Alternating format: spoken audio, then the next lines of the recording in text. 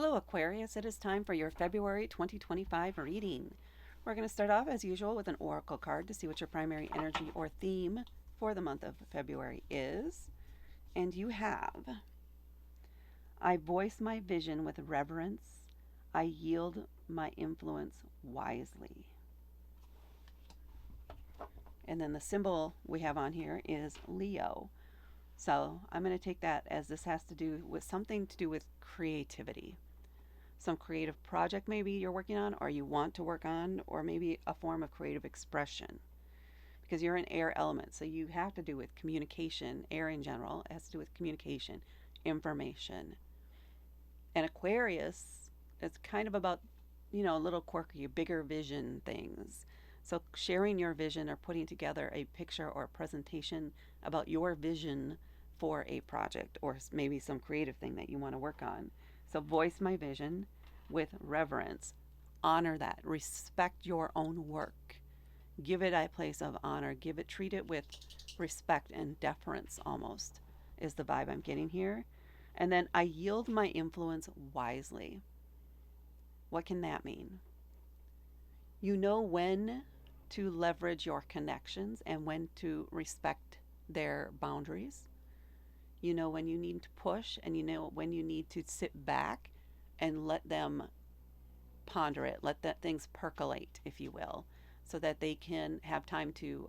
Marinating is another word that just came forward, but you want to let them have time and space to think about, to process things, and not constantly pushing the idea with a whole bunch of words and not giving them time.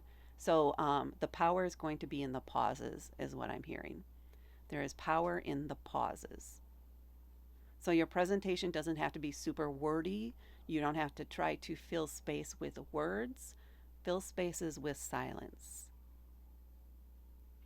Pauses can be very meaningful and really get your point, drive your point home more effectively than just trying to throw a bunch of different words in there. Okay, so let's see what your tarot cards have to do with that, or what they advise for February for my Aquarians. We have the World card, the Moon,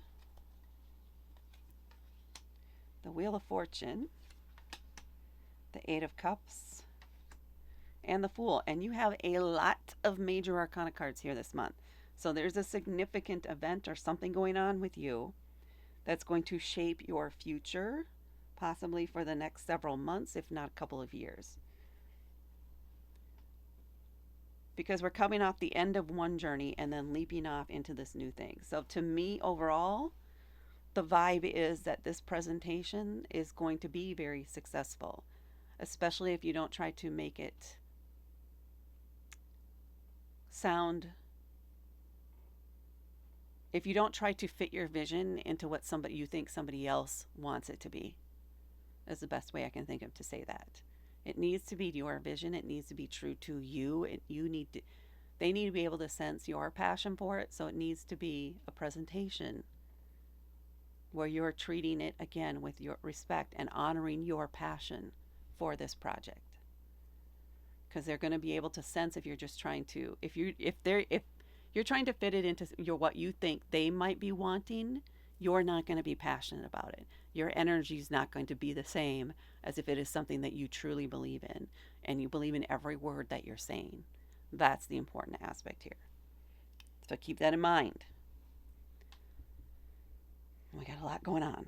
So let's get into the individual cards. We're starting right off here with the World card. Now, the World card is the last card in the major arcana. This is a conclusion. Maybe this is where you have brought all the pieces together for what you need. Maybe you have even started preparing your presentation, or you have it ready to go. And this is a moment now where now you look at it. Maybe you need to reestablish it. But you completed everything. You've completed all your research. You've gotten all the pieces together. You're ready to go, is what this is saying. You've learned everything you can. You've done all the steps, and now you're ready. So you've concluded that part of the journey, or you have concluded that journey, the exploration, the discovery, figuring out what it is you want to do. The world is also the new beginning card. So now you know what you need to do going forward, and it's a whole new requires a different skill set, or it requires growth in different areas for you. So it's the beginning of something new. So the end of one phase, the beginning of the next phase. And then we have the moon card. The moon card is about discovery, personal discovery. So you may be learning something about yourself here that you did not expect, that you didn't even know about yourself until now. And it may be that when you're really passionate about it, when you really believe in something, other people support you. But you have to show that enthusiasm. You have to truly let people see that part of you. This is what I'm feeling from this card for you. Because the moon can also be very, very deep emotions. It's a water element card. I believe it's Cancer is the astrological sign associated with it. So depths of emotion, things that you normally don't see out under the light of the full sun. You can only see them or feel them or discover them under the dark of the night or the light of a full moon, that phosphorescence kind of vibe. So you're uncovering parts of yourself that you didn't even know were there. And you're discovering that people respond positively to those parts of yourself that maybe you've subconsciously kept hidden, maybe because of something programming when we were younger. Don't tell people that. Don't talk that way. Don't say things like that because of their own fears and biases. But now you're learning you can be fully you. You can express who you truly are and how you truly feel about things. And you're finding that people respect that and they respond positively, especially when it's something that you believe in and you're passionate about and you're telling your story or your vision. It benefits you as opposed to holding back and holding that energy back, that enthusiastic energy back, where people are like, okay, one way or the other, they could take it or leave it. But if you believe it and you're passionate about it and you're willing to show it and express it, that's where your power is. And then we have the Wheel of Fortune here. The wheel is all about change. The wheel is always moving forward. You cannot stop progress. And I think that might be part of whatever it is your presentation or this creative project has to do with. Because that's what I'm feeling like. Something has to change. You know how you would like it to change. You know how you want to participate in that change. And this is what you're trying to convey or share, is your idea for how this can be done, how we can take things to the next level. So I have a feeling here, the vibe I'm getting off of this card is you wanting to embrace that change and you wanting to help other people embrace that change and help guide them maybe in some way through that change. This is the vibe I'm getting from this card. And if that is part of it, make sure that is also part of your presentation and part of how you're communicating or what it is you communicate through that. Is that you want to be there and you want to be influencing in some ways, but also you want to use your influence to help others discover their power in a way. Okay. And then we have the Eight of Cups. There is an aspect in all of this of being willing to, and maybe it goes back to this moon card, I'm feeling it might, let go of any anger and regret and things like that at the people who were there in the past, who maybe encouraged you to suppress those parts of yourself. You don't have to carry that forward with you.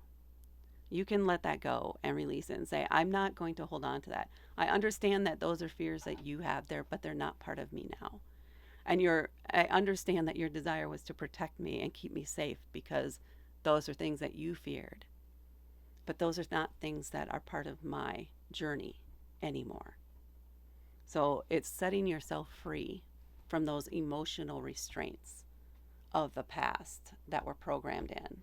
That's the vibe I'm getting off of this. And there's a sense of freedom and starting starting out on your own path, changing the future, owning your emotional responsibilities or your emotional reactions, and recognizing that you are responsible for how you feel about things and how you respond emotionally to things. And you have the power to change that. You do not have to continue to stay stuck in the same patterns that your ancestors or whomever was part of your upbringing had. So there's a sense of freedom in that and definite growth, maturing evolution, following the wheel, especially. And maybe these two, maybe all three of these would be strongly related. Okay. And then with that sense of freedom, with that recognition that you are the captain of your ship, so to speak, I want to say it's conveyor of your dreams. For some reason, that phrase is pushing through. So hopefully that's meaningful to somebody. But you are the conveyor of your dreams. You are the one who's steering your life going forward, and only you. You are responsible for it. And there's a sense of anticipation and excitement, and you're going for it. Leaping off, you're taking that first step into the future, into something new. And it's exciting, and you don't know what the outcome might be or what you might encounter along the way, but this is who you are, and this is who you will be. Just going about life and seeing what comes. And that, Aquarius, is what I have for you for your February reading. Please hit that like button. Please share this with others. Please comment below to let me know if this resonated with you or not, and because the YouTube algorithm likes that. And please subscribe to help me grow my channel. Thank you so much for watching, and I will talk to you later.